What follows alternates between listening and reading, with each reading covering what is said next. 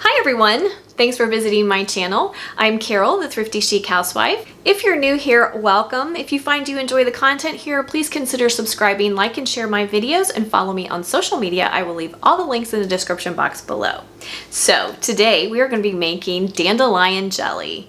Now I've never had dandelion jelly. I had seen it posted all over social media, and obviously it's all over the internet. So you could say curiosity killed the cat, and I was very curious. So last week, one day when I had some extra time, I went out and picked the dandelions that I could find in our yard and whipped up a batch, and I was so surprised at how delicious it really was. And I posted a picture of it for you guys on Facebook and on my YouTube community tab, and you guys were really excited about learning how to make dandelion jelly. So that's what we're going to do today. Okay, before we get started, I do want to give a shout out to a lady who has followed my channel. She has messaged me a number of times and we've chatted back and forth about different things, and she has started her own YouTube channel. And I want to give a shout out to her. Her name is Cindy Big Horse, and the name of her channel is The Indian Preservation. And she is certified in food preservation, and that is what her channel is all about. So I wanted to just give her a shout out and let you all know about her channel. Her channel is brand new, so she doesn't have very many videos yet, but I'm sure she has a lot in the works. Several of her videos she's done with her precious granddaughter, which I just think is such a joy to see them interact together. And anytime you can spark a child's interest in something, I love that. So I really enjoy that component of her channel, but she is a lovely, lovely person. So I just wanted to give her a shout out. It's The Indian Preservation. She does have some Indian heritage. I just had to ask with a last name like Big Horse, and the name of her channel, The Indian Preservation, I asked and she said yes, she does have some Indian heritage. So I think that that is fantastic. So anyway, she is lovely and she has a great channel that I'm sure will be very successful, but I encourage you to go over and check her out, show her some love, and tell her that I sent you. So okay, now that's out of the way. So now about dandelion jelly. I have a little bit of, I don't want to say bad news, but I have some concerns. In my excitement for trying dandelion jelly, I never gave any thought to the safety of canning it until after the fact. So I went on a quest, went to all of our resources we go to, the National Center for Home Food Preservation and Ball, and all of the resources, extension offices, several different extension offices, to try to find a tested recipe for dandelion jelly. I have not been able to find one. I don't think that there is one. I don't think that it has been tested for safety. So I'm going to show you how to make dandelion jelly today, but I'm going to leave it up to you how you want to preserve it. Don't be mad at me, but if you've been around my channel for very long, you guys know I am a stickler about safety. And while I do believe that canning this is 99.9% safe, I can't say that for certain. So I'm very hesitant to do the water bath canning part because I feel like that makes me a little bit liable. So I'm not going to do that part. If you are comfortable with preserving it, and I'm going to share some information with you that makes me feel comfortable with preserving it, but it is not a tested recipe. So I'm going to leave that up to you. So you can water bath can it if you feel if you feel comfortable with that, you can certainly do that, and your processing time would be 10 minutes. If you don't feel comfortable with that, you have two other options. It's a relatively small batch, so you could just pop it in jars, pop it in the refrigerator, and it will stay good for a month or so in the fridge. If you want more long-term storage, you can also freeze it. Now, Ball states on their website, if you look under jams and jellies and ways to preserve them on their website, they do say for freezing, you can go ahead and after you cook your jelly or your jam, fill your jar to a 1/2 inch headspace and let it cool completely, then apply your lids and your bands, and you can store it in the freezer for long-term storage. If you're going to water bath can it, your headspace is going to be 1/4 of an inch. Your processing time will be 10 minutes for 1,000 feet or less. Make sure you know your altitude. You'll have to make adjustments if you're going to water bath can it and you're above 1,000 feet. So that's the lowdown on that. I'm sorry, I can't in good conscience show the canning process of it, because there's nothing that I can find that's even remotely similar to say, yeah, that it's okay, even though in the back of my mind I'm thinking it's 99.9% safe. But there are a couple things that I do want to share. In the all-new Ball Book of Canning, they do have a recipe for apricot lavender jam. So they are using they're using dried, but you could also use fresh lavender to make it, but they're only using 4 teaspoons. The rest of it is apricot. But I did find also, that makes me feel pretty good that it's fairly safe. On the National Center for Home Food Preservation's website, if you go to the page that talks about making jams and jellies, they describe, obviously in great detail, the things you need to make jams and jellies. Their essential ingredients that they list are fruit. So really the only jams and jellies that have been tested are really fruit jams and jellies. So obviously fruit is the first component that you need, and they talk about how to pick your fruit. Pectin is the second one, which we will be using, but that's not a preservative. That's just to thicken it and make it gel. The third component that they talk about is acid. And their statement is acid is needed both for gel formation and flavor. The acid content varies among fruits and is higher in underripe fruits. When fruits are low in acid, lemon juice or citric acid may be used. But they're not stating that the acid is for preserving. It's just for gel formation and flavor. Then they go on to talk about sugar. Sugar is the last ingredient that you need for a jam or jelly. Sugar is an important ingredient in jellied fruit products. It must be present in the proper proportion with pectin and acid to make a good gel.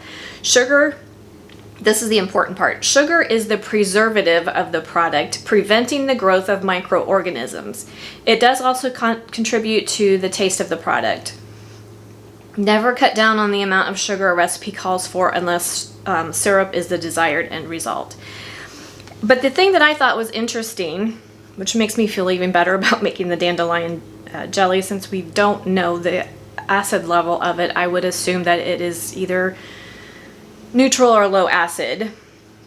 They list 3 groups of fruits, and apricots is in the 3rd group, which needs added acid, pectin, or both. So it is a low acid fruit, and they're pairing it with lavender in Ball's recipe. So in my mind, the National Center for Home Food Preservation is saying that the preservative of the product is actually sugar. And obviously we're going to be using sugar. So honestly, for me, I feel pretty comfortable water bath canning it that it would be safe. But because it's not tested, and I can't even find something similar for you guys, I can't say beyond a shadow of a doubt that it is safe. So I'm going to leave the preserving part up to you, and I will leave the instructions in the description box for both water bath canning and for freezing, but I'm not going to show that part on my channel. I'm just going to show you how to make the jelly part, and then I'm going to leave the rest of it up to you. I'm sorry, I just feel such a sense of responsibility, and if someone would can it and get sick, they could potentially come back on me, and I don't want that. So I do try to be very careful with what I share, and I want you guys put a lot of faith and confidence in me, and I don't want to lose that. So I'd rather disappoint you by saying I'm not going to show that part, I'm going to leave it up to you, than to say do that part and something goes wrong, which I don't believe that it will, but there's always a chance. So unless I have documentation that says it's safe, I just can't go there. So anyway, with that being said, let's get started making dandelion jelly. Okay guys, so I just came in from picking my dandelions, and this is about how many I used last time. So this is a 2-quart pitcher, and I filled my pitcher. Actually, the first time I had it all the way full, but I didn't use all the dandelions. I didn't need them all. So I think that this is going to be enough, and I just lightly packed them. I didn't firmly pack them, I just lightly packed them. Some people say you need a whole gallon of dandelion heads, but I think that that's if they're just thrown in there and they're not packed at all. Like I said, I used about this many last time and it was perfect for me. Okay, so now what we need to do is I just like to put all of them in a colander, and I just like to sort through them, make sure I don't have any grass and make sure I don't have any little hijacked critters. No unexpected guests. So I just kind of go through them like that. I pull off the stems. You don't want the stems. All we really need are the yellow petals. So just go through them, pull off any grass, pull off any stems, and then we're going to give them a quick rinse. Okay guys, I'm going to bring you in close for this next part so you can see a little bit better. All we want are the petals, and we want as little of the green as possible. Now, the first time I did this, I used my fingers to do it, and my fingers were very sore when I was done, not to mention that they were green and yellow, and that was hard to get off.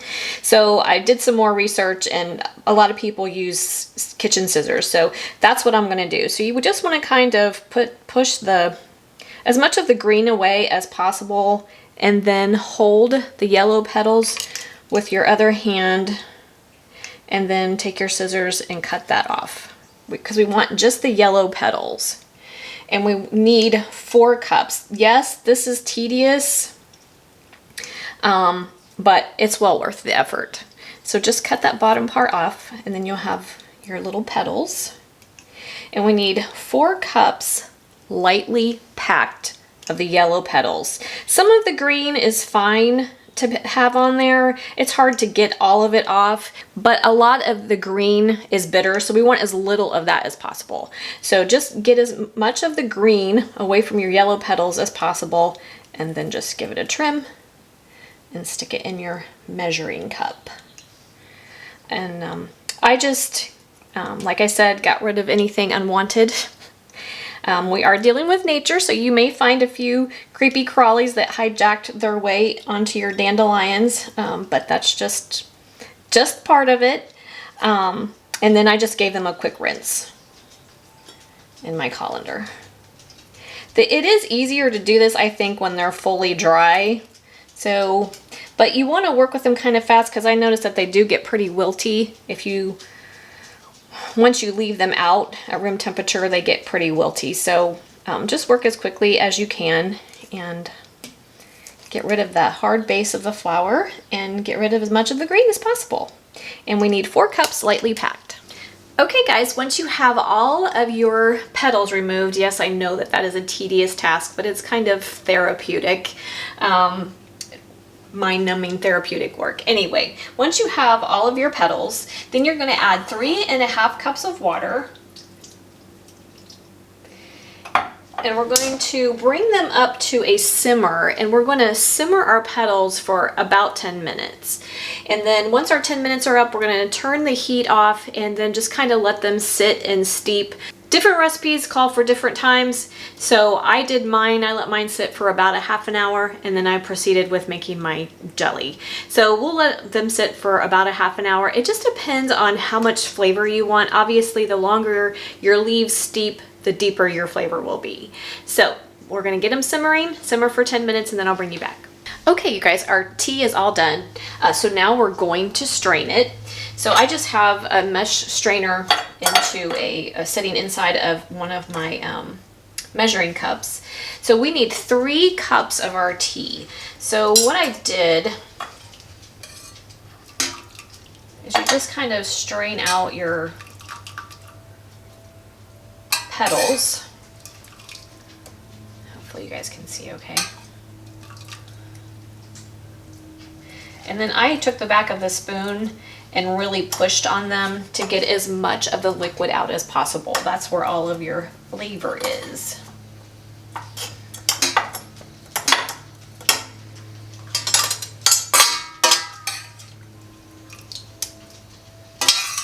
So there's 2 cups. I need one more. And we're good. Okay, I'm gonna bring you in a little bit closer and get my other ingredients, and we're gonna make jelly. Okay guys, here we go. I have my 3 cups of my dandelion tea in my pot. To that, we are going to add 2 tablespoons of lemon juice.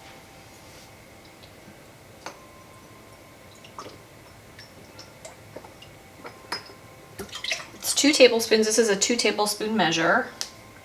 Make sure I grab the right one. And then we are also going to add 1 box of pectin. I use the, I buy the pectin in bulk, so I measured mine out. So it'd be 6 tablespoons or 1 box of pectin. We're just gonna go ahead and stir that in. And we're gonna bring all of this up to a boil.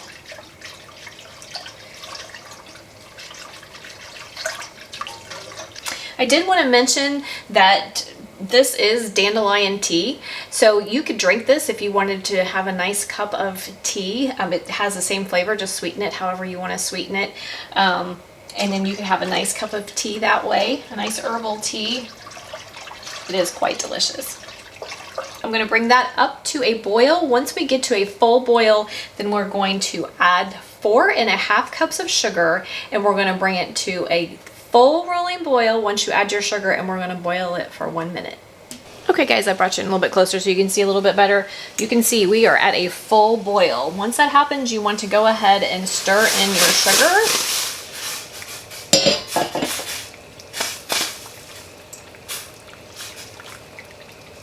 And we're going to keep stirring constantly and let it come back up to a full rolling boil. Once we get to a full rolling boil, we want to boil it for 1 minute.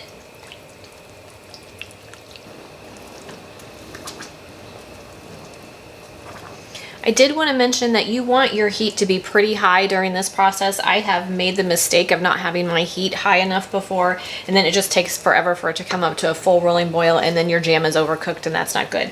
So I always keep my heat on high for this to bring it back up to a full rolling boil. And you want to make sure you're stirring constantly so that nothing burns.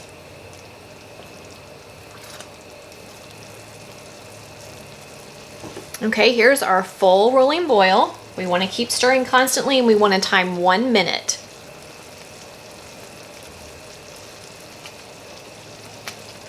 Okay guys, once your time is up, you just go ahead and turn your heat off, and then you are ready to fill your jars. Okay guys, that's it. So you can process however you choose to proceed. I'm going to leave that up to you.